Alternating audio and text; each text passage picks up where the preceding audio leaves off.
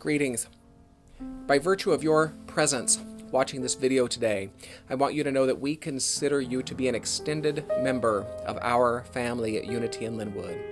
We believe that you are an individualized expression of that one creative impetus which stands behind all life, and as such we celebrate the uniqueness which you are, and we celebrate our unity with you. We are glad you're with us. Have you been to church? Have you been to church? Woo!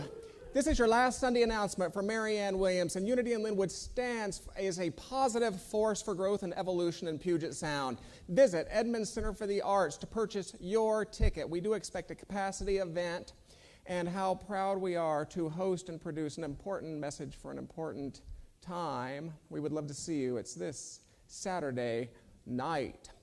Reverend Karuna Duvall, offered by Interfaith at Unity in Linwood, presents Death Cafe. Come together, eat, drink, discuss a doorway that we might enter into more intentional living while we're here together in this world of form. Stephanie Barton will be with us again this July. She is a dear friend of ours from Kansas City. She offers a Sunday morning and an evening experience that she calls Angels Among Us, messages from the other side. And if you think you know what that is, you do.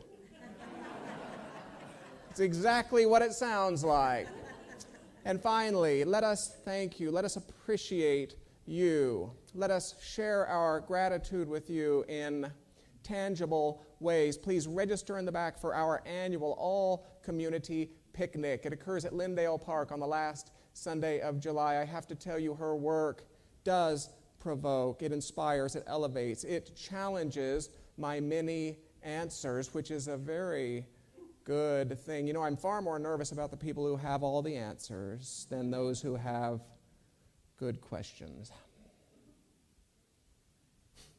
She is the Vice President of Practice and Prayer at Unity World Headquarters. So if you have a question about practice or prayer and practice,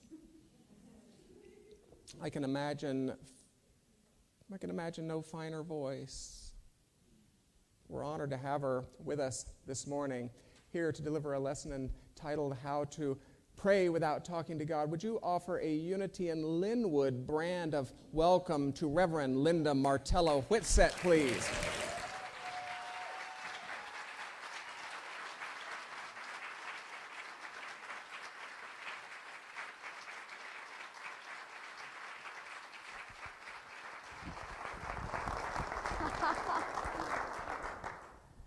Well, good morning. Good morning. I am so fortunate a person that I get to be in this kind of power 2 times on Sunday morning. Wow. I'll tell you what, my message has been given. My message has been given in music, in that beautiful message, musically breathe. Message has been given in all these ways this morning, so I think we're done here. But you know, I'm just delighted to dance with you this morning in this divine way, because there's one thing I want to just start with. It's just very present on my mind. I traveled to many different Unity communities. Through many years I've been doing this, and I will just tell you, in case you have not,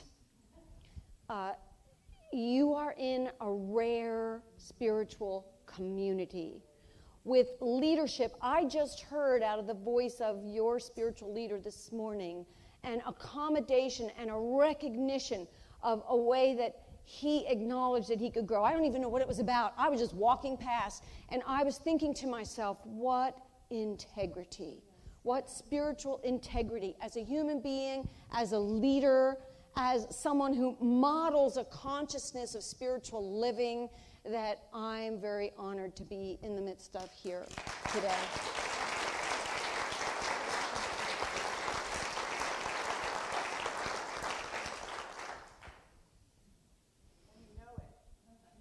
I get that you know it, because I feel your love. I feel I feel who you are, what you are.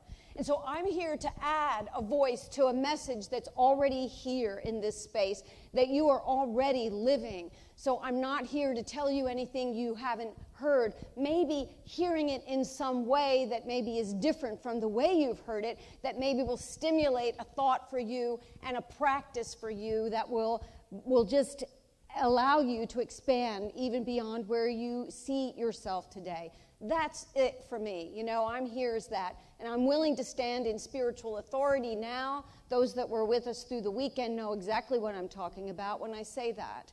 All right? But as one voice. How to pray without talking to God. I do like to provoke. I do.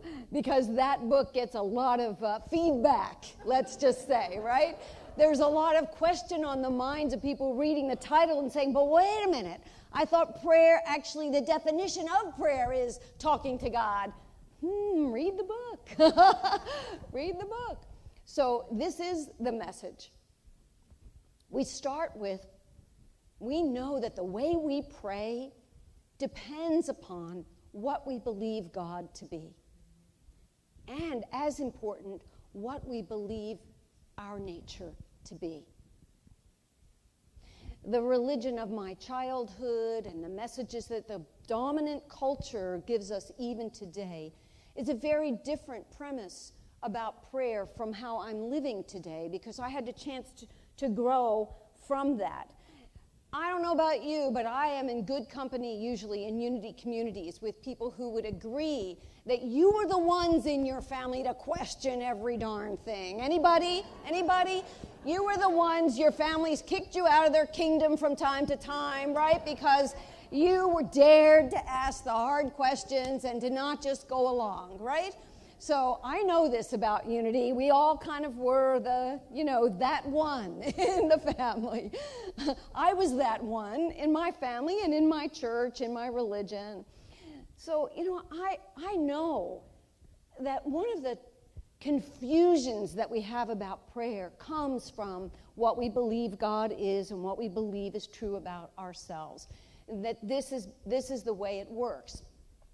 So I have a remembrance from my teenage years in Philadelphia. I know you're not going to like me for this, but I was definitely raised as an Eagles fan, folks. So yes. So there's a few others here. That's a daring thing to admit, just that, right? I remember in winter months, Sundays at Grandmom's house after a big dinner, big Italian feast, right? The men would all go to the living room, and I could hear the TV, and I could see the announcers in those days would pan the cameras into the locker room where the team was huddled in prayer. And in those days, they actually prayed out loud on the television. I don't know if they still do that. But you would hear the team saying, God, give us this win. Amen. I couldn't help but think to myself, well, they have a competing team that's very likely doing the same ritual in their locker room. Is there an Eagles God and a Seahawks God? And which God is gonna get the victory? I wondered about, I know, somebody said, well, the Seahawks, of course. Yeah, you would say that. I'm willing to be in agreement today. But this is a kind of question that a thinking mind would likely ask, right? A thinking mind, somebody who says, well, wait a minute. What is this God? We're told there's one God, but this seems like a split personality to me. And more disturbing yet was the prayer in childhood. Raised in the Catholic tradition, we had a lot of rote prayer. But the one prayer that's pretty much universal to children when I was growing up was one you might know as well. At bedtime, what is it? Now I lay me down to sleep. I pray the Lord my soul to keep. if I should die before I wake. What? How many frightened children had the covers up over their heads when mom and dad left the room and said to themselves, or said to God, more importantly, this invisible God that, is scary because, we don't even know what he looks like, and he is a he, by the way, right? And saying, but God, please not me, and not tonight, right? Wow. So, just think about your own memories of what prayer has been for you. What's been the pattern for prayer? What did you learn about what God is, about what you are? And has it changed over time? Have you had other awakenings? Have you begun to see what God is in a totally different framework? The word God is a problem itself. Charles Fillmore, co-founder of Unity, wrote in his handwritten notes in 1931 before a Sunday service, he wrote, I rather wish there was another word we could use because calling it God gives us the impression of a person that's going to give us things. So he too grappled with this. Is that what God is? And if God is that, that's a pretty small definition of God. It's a pretty much gives us the impression of a God like a parent that's kind of willful, it's demanding, that requires obedience, and even though we're given free will, we'll get punished if we don't follow, right? What kind of God is this we have created? For me, when I entered into ministry, Unity ministry, I was having to lead prayer and teach prayer.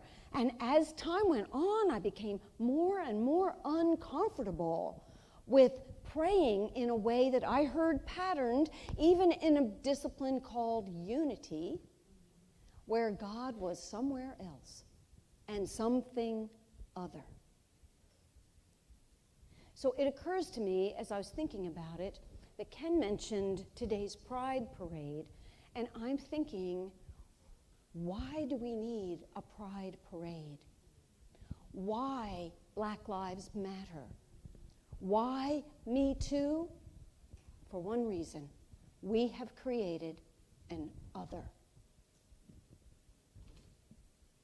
Make sense? As long as there's an other, we misperceive the unity of us, the oneness that is at the heart of what we are. And if we're going to talk about oneness, we've got to include G-O-D, because there's how many powers? One power. And we call that power God. I call it personally Godness. I call it Godness so that I don't misperceive God to be a person, right? A person, a deity that does stuff for me. Instead, I have found that the power of prayer in my personal life, as I have grappled with it, has come to mean that there's nothing more important for me in prayer than to have a spiritual realization of what God is and what my nature is, and for that to not be separate. As long as God is other, God is some exterior power, even if I call it within, it's sort of like placing God within. I call that the incredible shrinking God, right? That's just, oh, there's God.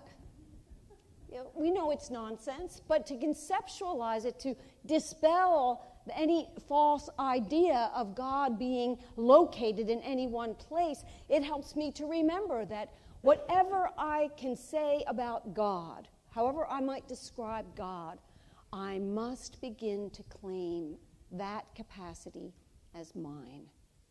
And that, in my practice, is what prayer is. My prayer is that I would awaken to a realization that when I am seeking for some kind of power, that my work is to realize that right where I am, just as I am, there's only one thing happening, and that is Godness. I can't be outside of that. Anybody with me? You with me? God is love. Any dispute to that? God is love. Look, it's biblical. God is love. So could we also say about love that love is the power of harmony, right? That's one of the expressions of love. So God is the harmonious power of love. I am one with God. We say this all the time in unity. So what that means is that rightfully, and in fact necessarily, I must begin to claim and say to myself, God is the harmonizing power of love. Therefore, I am a magnet of divine love, able to harmonize my thoughts and my actions. This is prayer. This is the prayer of affirmation and empowerment. Because again, what good is a divine identity unless we put it into action, right? Unless we actually practice that identity. So our work in prayer is to practice Godness. It's to practice a capacity that we otherwise wouldn't recognize that we have. Now, I'm one who, I go about this as a definite spiritual practice and have for several years, but I'm not perfectly expressing that, so I'm the first one to admit there are times I find my snark. There's times, did I just hear what I just thought?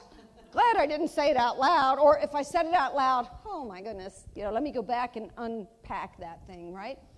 So when I find my snark, when I realize that, I am misbehaving as a divine being, right? I'm behaving as an only human instead of as a spiritual being or as a divine human, then there's a remedy for that. And that's what prayer is best for. So I liken it to this. I lived in San Antonio, Texas for 14 years. I loved the highways in San Antonio because I'm a person, everywhere I have lived, I have gotten lost, like repeatedly lost. So until GPS came, which is my best friend ever, I was really hopelessly sometimes lost. So I love the Texas highways because here's what happens on the Texas highways. They've got all these highways, and the sides of the highways are lined with all kinds of businesses, and the way to get to those businesses is on the access roads. They run parallel to the highway itself. Well, when I lived in Pennsylvania, if I realized that I went past my target place, which is on the other side of the highway, I had to get off the next exit and go about 20 miles before I could turn back around on the highway to finally get to my place. Not in Texas. They have turnarounds. Turnarounds are the coolest thing. There's an exit for sure, but instead of taking the exit, you go inside to this turnaround and you find yourself on the access road right where you intended to be. I call it the Texas turnaround. Not a dance, but a movement for sure. And that movement is the movement that prayer makes possible. So prayer is my Texas turnaround. The good news is that I don't always, every single moment of every day, be centered in my divine nature. When I forget that I am divine, I can do a Texas turnaround. And that is prayer. And what that simply is let me remember that I'm not separate. Let me remember that all that God is my own true nature. Let me be a one who in this moment can ascertain what is needed for this moment, and let me call it forth, not from God to come down and swoop down and make it happen, but let me call it forth from within me, because I am one. Where God is, I am. And as I said this weekend, there are no exceptions. So if you're sitting there thinking, well, that might be true of her, but certainly not true of me, I can't be divine. You cannot be an exception. Where you are, God is. Would you ask yourself to make note of that right now? Take a breath. Really, ask the cells of your body, ask your brain, ask your nervous system to register that as the truth that you must know. Where I am, God is, and not as a separate thing. I am not a part of God. I am not a drop of water in that ocean. I am the very wave activity of God. See, you can take a drop of water and you can pluck it out of the ocean, right? And there it is. There's the ocean. There's the drop of water. You can't do that with you. You can't pull yourself outside of God. The wave is the ocean expressing itself, right? You and me. That's us with God. You got that? Ask everything in you to register that, and ask yourself to agree with that. Agree with that, because that's the truth.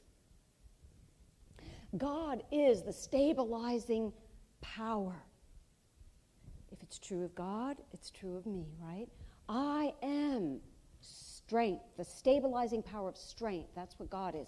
I am strength, able to stand steady, able to be courageous and tenacious. Those are the hallmarks of strength.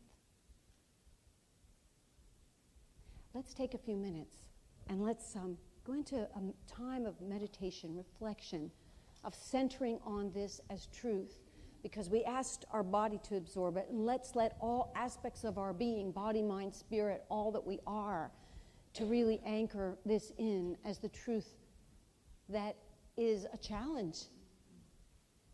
It's the truth that's challenging us.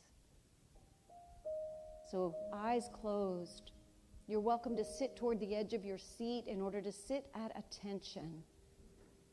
That just dips your pelvis forward, aligns your spine, so that you're upright and yet relaxed, your mind alert.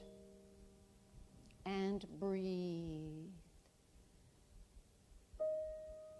Breathe deeply, consciously. Every breath, a breath of life. God is life. I am the animating power of life, ever flowing. Every breath is a flow.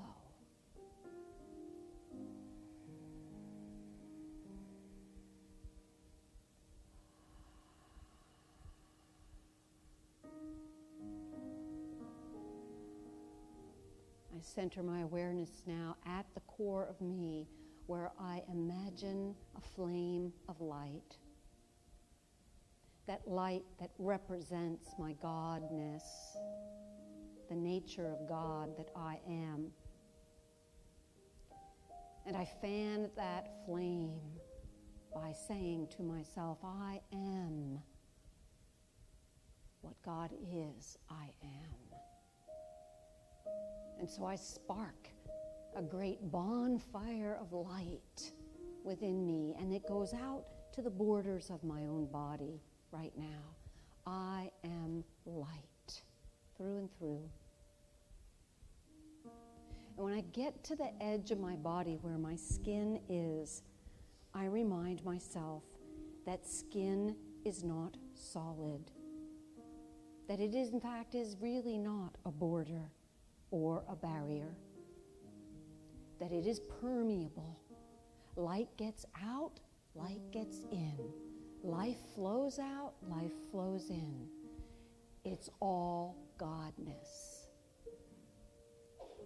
And so deliberately, I imagine myself smudging the borders of my own body until I spill out into the universe around me. And I am not a defined individual. I am all that is in this moment. And I sit now in the awe of that reality in silence.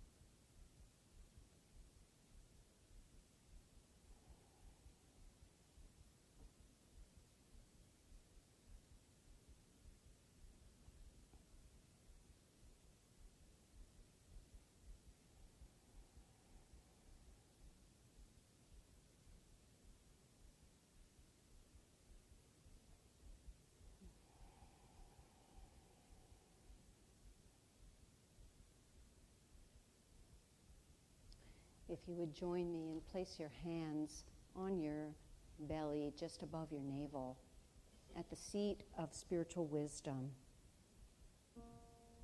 and say to yourself, God is the discerning power of wisdom. Therefore, I am the discerning power. I am wise. I am capable of wise thoughts, acts, choices.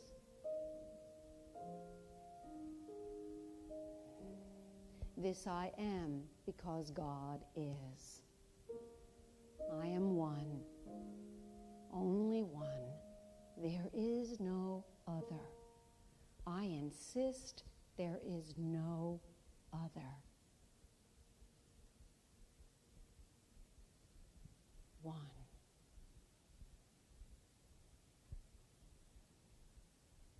And so it is. So it is.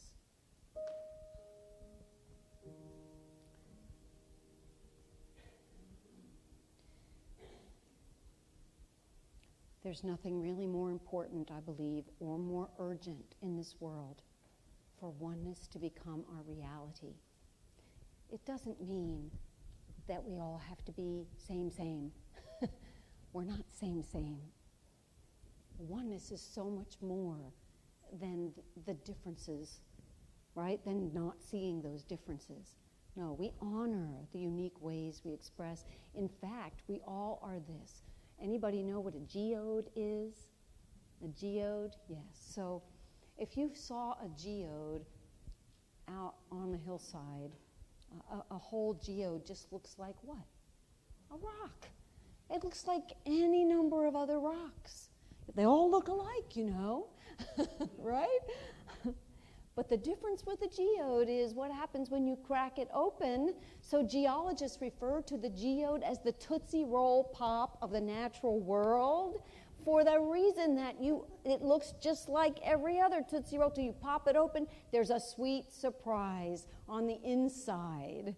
And that's what we're inviting you. That's what you invite yourself to when you pray, to see, to realize that invisible of you that is the unique formation of crystallized brilliance that you are, that absolutely is uniquely formed compared to the other geodes around you, and yet recognizable as one.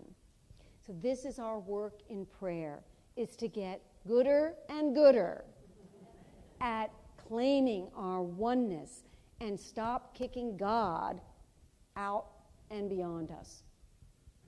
We are one, and the more I wake up to that oneness, the more I am empowered to make a difference in this world that is sorely looking for spiritual power. Agreed? You're marvelous, you're magnificent, and you are brilliantly dazzling this morning.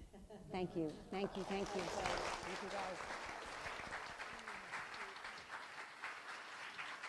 Thanks again for joining us. Please visit unityinlinwood.org for a preview of all upcoming classes, services, and events, and for an opportunity to make a gift to our community should you so choose. Thank you.